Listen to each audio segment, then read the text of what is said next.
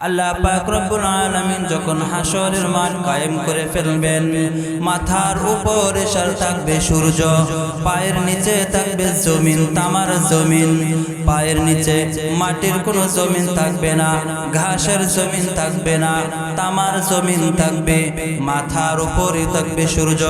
দুনিয়ার আমাদের মাথার উপরে যে সূর্য, এর দূরত্ব হলো 9,30,00,000 মাইল। বৈজ্ঞানিকদের হিসাব মতে 9,30,00,000 মাইল দূরে সূর্য। 9,30,00,000 মাইল দূরে সূর্য হওয়ার পরেও যখন রৌদ্র প্রচন্ড তাপ দেয়, চৈত্র মাসে বৈশাখ মাসে, এই গরমের কারণে কোনো মানুষ বাহিরে থাকতে পারে না, গরমের কারণে কোনো মানুষ ঘরে বসে থাকতে পারে না, গরমের কারণে গাছের ছায়ার নিচেও বসে থাকা যায় না, ঠিক কিনা? গরমের কারণে 2 ঘন্টা খেতে কাজ করা যায় না। 9,30,00,000 মাইল দূরে সূর্য। হাসরের মাঠে কিন্তু 9,30,00,000 মাইল দূরে সূর্য হবে না, 9,000 মাইল দূরেও সূর্য হবে না, 9 মাইল দূরেও সূর্য হবে না, 9 হাত দূরেও সূর্য হবে না, মাত্র 9 ইঞ্চি উপরে, অর্ধ হাত, 1 হাত উপরে সূর্য থাকবে। পায়ের নিচের যে জমিন, এই জমিন থাকবে তামার জমিন। এই তামার একটা বৈশিষ্ট্য হলো, অপর দিক থেকে যদি গরম তাপ পায় তাহলে এটা আরো খুব বেশি গরম হয়ে যায়। আল্লাহ পাক রব্বুল আলামিন এই জন্য তামার জমিন বানায়া দিবেন। মাথার উপরে সূর্য তাপ দিবে, তামা সেই তাপে আরো বেশি গরম হয়ে যাবে। 50,000 বছর হাসরের ময়দানে থাকতে হবে। হাসরের ময়দানে মানুষগুলি বেহুশ হয়ে যাবে, সবাই ইয়া নাফসি ইয়া নাফসি করতে থাকবে। কারো কারো হাঁটু পর্যন্ত ডুবে যাবে, কারো কারো কোমর পর্যন্ত ডুবে যাবে, কারো কারো বুক পর্যন্ত, গলা পর্যন্ত ডুবে যাবে। সবাই শুধু ইয়া নাফসি করতে থাকবে। হাসরের ময়দানে আবার আল্লাহ তাআলা জাহান্নামকে হাজির করবেন। জাহান্নাম, আল্লাহ পাক রব্বুল আলামিন বলেন সেই দিন জাহান্নামকে হাসরের ময়দানে হাজির করা হবে। তাফসীরের কিতাবের মধ্যে লেখা হয় জাহান্নামকে 70,000 শিকল দিয়ে বেঁধে রাখা হবে, আর এক একটা শিকলের গোড়ায় 70,000 ফেরেশতারা ধরে রাখবে।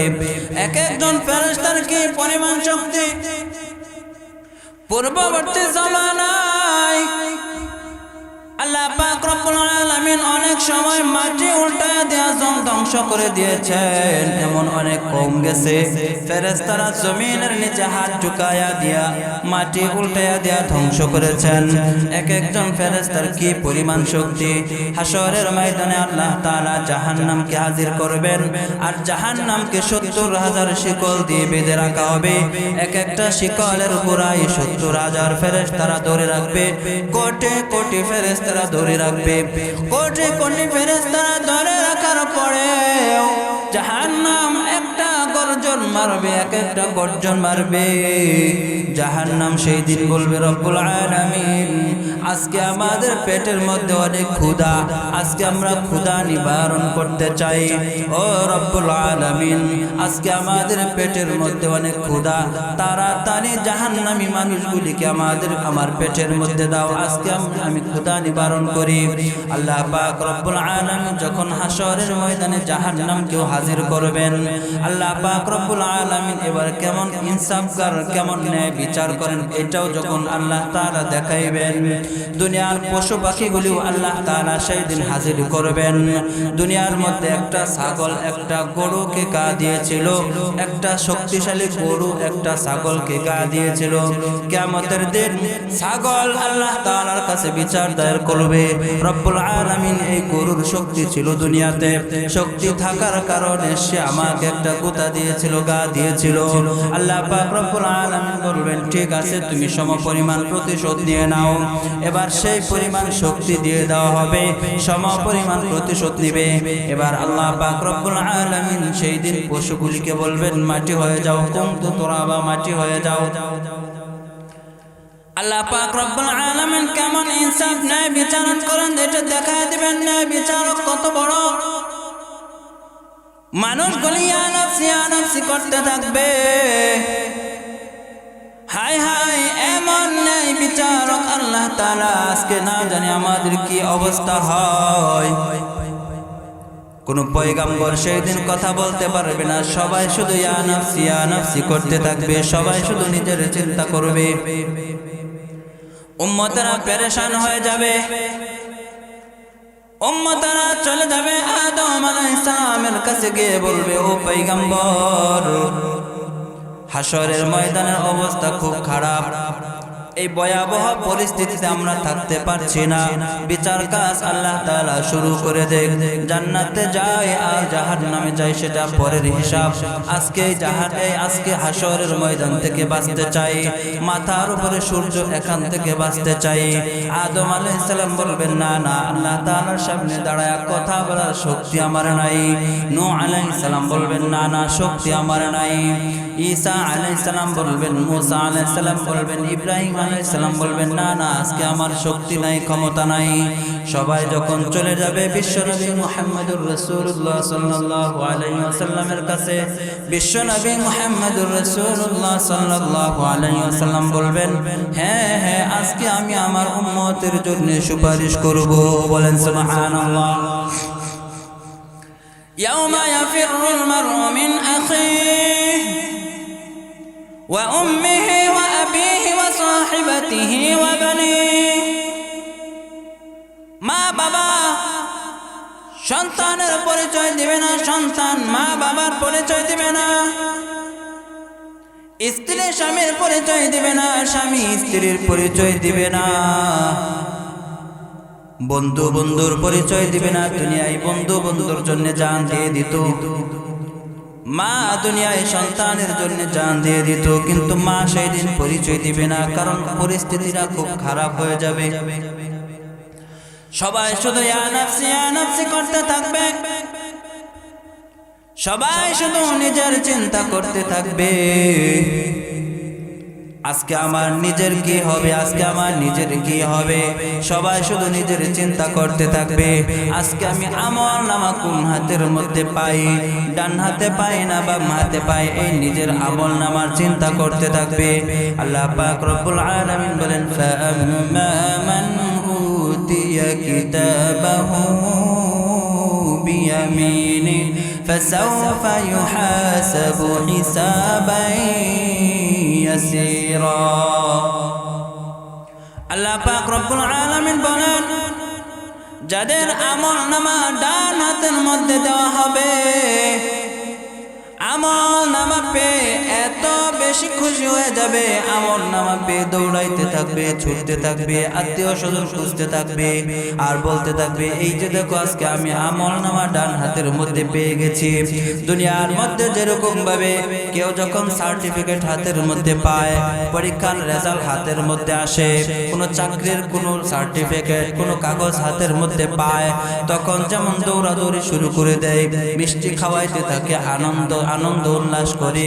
হাশরের ময়দানে সেই দিন ডান হাতে আমলনামা পাওয়ার পর দৌড়াদৌড়ি করতে থাকবে, ফেরেশতারা বলতে থাকবে, কত না সৌভাগ্য অমুকের ছেলে অমুকের, কারণ ডান হাতের মধ্যে আমলনামা পেয়ে গেছে, চিরকালের জন্য জাহান্নামী হবে না।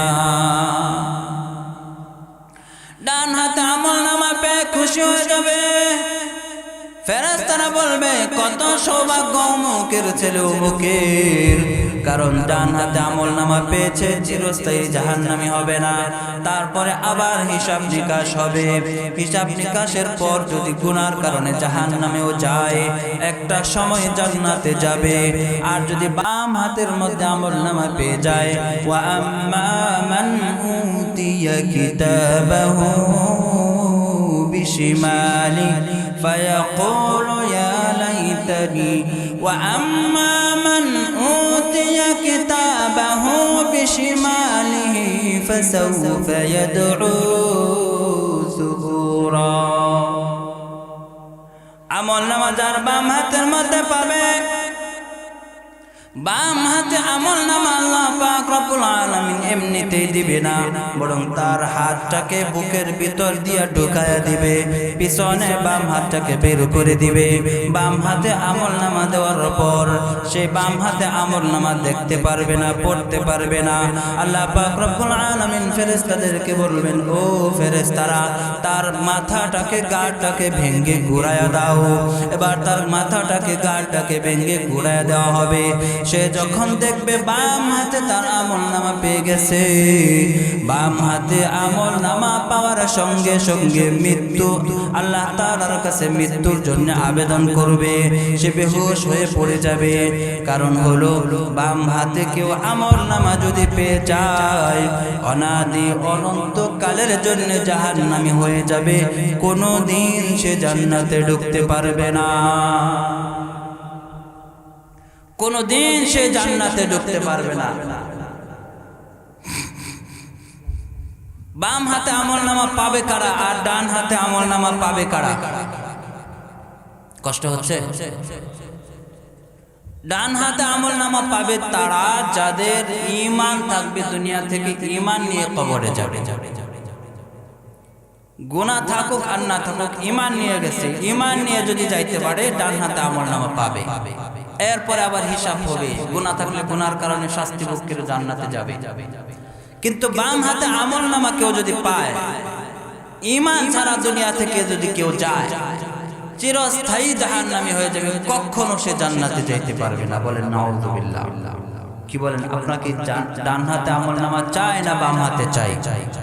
ওই সমস্ত মানুষের মতো ঈমান আনো। সাহাবায়ে কেরামের ঈমান ছিল কেমন ঈমান, আসিয়ার ঈমান ছিল কেমন ঈমান, মাশতার ঈমান ছিল কেমন ঈমান। ফেরাউন একদম জালেম শাসক, যে নিজেকে খোদা দাবি করত, যে নিজে বলতো আনা রাব্বুকুমুল আ'লা, আমি হলাম বড় রব। বলেন নাউযুবিল্লাহ। ফেরাউন নিজেকে রব হিসাবে দাবি করত। যারাই ফেরাউনকে রব হিসাবে মানত তাদেরকে রাষ্ট্রীয় সমস্ত সুযোগ সুবিধা দিত, কিন্তু যারাই তাকে রব হিসাবে মানত না তাদেরকে তিনি লাঞ্ছনা করতেন, নির্যাতন করতেন, দুনিয়া থেকে সরিয়ে দিতেন। ফেরাউনের ঘরের মধ্যে একজন কাজের মহিলা ছিল, যার নাম হলো মাশতা। গোপনে গোপনে ঈমান এনেছেন, নামাজ পড়েন, রোজা রাখেন, জিকির আজকার করেন, কিন্তু ফেরাউন জানে না। হঠাৎ করে একদিন ফেরাউনের মেয়ের চুল আশ্রাইতেছিল, হঠাৎ করে হাত থেকে চিরুনিটা হাত থেকে নিচে পড়ে গেছে। মাশতা যখন নিচ থেকে চিরুনিটা তুলবেন, চিরুনিটা তোলার সময় বললেন বিসমিল্লাহ। মুমিন কোনো কাজ করার সময় কি বলে সবাই বলেন? আরো জোরে বলতে হবে, কি বলে? মাশতা বিসমিল্লাহ বলে যখন চিরুনিটা তুললেন, সঙ্গে সঙ্গে মেয়ে দৌড়া চলে গেছে। ও বাবা, তোমার ঘরের মধ্যে থাইকা, তোমার ঘরের মধ্যে থাইকা, তোমার ঘরের মধ্যে খেয়ে এই মাশতা দেখা যায় তোমাকে ছাড়া অন্য কাউকে রব হিসাবে মানে। ও বাবা, এই মাশতাকে একটা শাস্তি দেওয়া দরকার। ফেরাউন এবার মাশতাকে ডাকলো, ও মাশতা, তুমি কি সত্যি আমাকে ছাড়া অন্য কাউকে রব হিসাবে মানো নাকি? মাশতা বলে, হ্যাঁ হ্যাঁ, তোমাকে ছাড়া অন্য কাউকে রব হিসাবে মানি। বলে, কে তোমার রব? এবার মাশতা বলেন, ও ফেরাউন, যিনি আমাকে সৃষ্টি করেছেন, যিনি তোমাকে সৃষ্টি করেছেন, যিনি তোমাকে ক্ষমতা দিয়েছেন, তিনি হলেন আমার রব। ফেরাউন এবার বলেন, ও মাশতা, তাড়াতাড়ি ভুলে যাও, তাড়াতাড়ি আমাকে রব হিসাবে মেনে নাও। যদি আমাকে রব হিসাবে না মানতে পারো তাহলে কিন্তু তোমাকে দুনিয়া থেকে সরিয়ে দেব, হত্যা করে ফেলবো। এবার মাশতার উপর জুলুম নির্যাতন শুরু করে দিল। মাশতার 3টা সন্তান ছিল। ফেরাউন এবার তেল গরম করে মাশতার একটা সন্তানকে তেলের মধ্যে ফেলে দিল। মাশতার সন্তানটা তেলের মধ্যে পড়ে একেবারে শহীদ হয়ে গেল, বাজা বাজা হয়ে গেল। আরেকটা সন্তান তেলের মধ্যে ফেলে দিল। 3 নাম্বার একটা সন্তান কুলের মধ্যে, কুলের শিশু, দুধের শিশু। মাশতার কোল থেকে দুধের শিশুটা সেটাকে টান মেরে নিয়ে যখন তেলের মধ্যে নিক্ষেপ করে দিল, মাশাতা জোরে জোরে এবার চিৎকার করতেছিল। এবার যখন ছোট বাচ্চাটা, দুধের বাচ্চাটা তেলের মধ্যে পড়ে, আল্লাহ পাক রব্বুল আলামিন তার চোখের সামনে জান্নাত তুলে ধরলেন। এবার ছোট বাচ্চাটা মাকে ডেকে বলে ইয়া উম্মি লা তাখাফ ইন্নাকি আলাল হক। ছোট সন্তানটা ডেকে ডেকে বলে, ও মা, ভয় পাওয়ার কোনো দরকার নাই, পেরেশান হওয়ার কোনো দরকার নাই। আল্লাহ পাক রব্বুল আলামিন আমার চোখের সামনে জান্নাত তুলে ধরেছেন। যদি তুমিও জান্নাতে যেতে চাও তাড়াতাড়ি চলে আসো, আমরা একসাথে জান্নাতে চলে যাই। বলেন সুবহানাল্লাহ। মা সে তাকেও শহীদ করে ফেললো, সন্তানটাকে শহীদ করে ফেললো। আল্লাহ রাসূল সাল্লাল্লাহু আলাইহি ওয়াসাল্লাম মেরাজে যাওয়ার সময় সুন্দর একটা ঘ্রাণ নাকের মধ্যে ভেসে আসলো। আল্লাহ রাসূল সাল্লাল্লাহু আলাইহি ওয়াসাল্লাম জিবরাইলকে বললেন, ও জিবরাইল, এত সুন্দর ঘ্রাণ কোথায় থেকে আসতেছে? এত সুন্দর ঘ্রাণ তো আমি কোনো আতরের মধ্যে পাই নাই, কোথাও পাও নাই। জিবরাইল আলাইহিস সালাম বললেন, ইয়া রাসূলুল্লাহ, ইয়া হাবিবাল্লাহ, এটা কোনো সাধারণ ঘ্রাণ নয়, কোনো আতরের ঘ্রাণ নয়। আল্লাহর রাসূল আল্লাহ তাআলার একজন বান্দী ছিল যার নাম হলো মাশাতা। সন্তানদেরকে সহ শহীদ করা হয়েছিল, একটা কবরের মধ্যে দাফন করা হয়েছিল। আল্লাহ পাক রব্বুল আলামিন সেই কবরটাকে জান্নাতের টুকরা বানিয়ে দিয়েছেন। জান্নাতের টুকরা থেকে জান্নাতের ঘ্রাণগুলি আসছে। বলেন সুবহানাল্লাহ। আল্লাহ তাআলা বলেন, আমিনু কামা আমানান নাস, তাদের মতো ঈমান আনো। যদি আনতে পারো, ইন্নাল্লাযীনা আমানু ওয়া আমিলুস সালিহাতি কানাত লাহুম জান্নাতুল ফিরদাউসি নুজুলা। বলেন সুবহানাল্লাহ। তৈরি রেখেছেন আল্লাহ তাআলা জান্নাতুল ফিরদাউস। আল্লাহ পাক রব্বুল আলামিন আমাদের সকলকে ঈমানদার হয়ে, মুমিন হয়ে এবং ওইরকম ঈমান এনে, যেরকম ঈমান আনলে জান্নাত পাওয়া যায়, আল্লাহ তাআলা এরকম ঈমান এনে দুনিয়া থেকে যাওয়ার তৌফিক দান করুন। সবাই বলেন আমিন।